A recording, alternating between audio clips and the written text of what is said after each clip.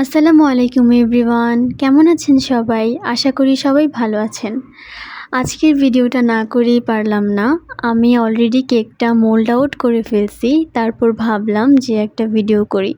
দেখেন আজকের স্পঞ্জটা মাশাআল্লাহ এত বেশি সুন্দর হয়েছে, এত স্পঞ্জি, এত সফট। আজকের কেকটা অনেক বেশি সুন্দর হয়েছে।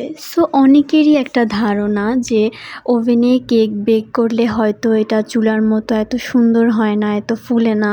কিন্তু আমার কাছে মনে হয় এটা একটা ভুল ধারণা। কারণ আপনারা দেখেন আমি কিন্তু আমার সব কেকগুলো ওভেনেই বেক করি, তাও কত সুন্দরভাবে ফুলেছে এবং একটা পারফেক্ট স্পঞ্জ আমার মনে হয়।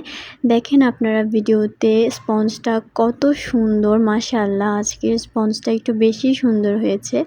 এমন না যে অন্য কেকগুলো ফুলে না বা পারফেক্ট হয় না, ঠিক সেমভাবেই আজকেরটার মতো প্রত্যেকটা কেকই এভাবে ফুলে। তো আমার মনে হয় যে ওভেন আর চুলার মধ্যে পার্থক্য থাকলেও কিন্তু কেকের উপর তা এতটা প্রভাব পড়ে না। মাশাআল্লাহ আজকের স্পঞ্জটা অনেক বেশি সুন্দর হয়েছে। আসসালামু আলাইকুম সবাইকে, ভালো থাকবেন।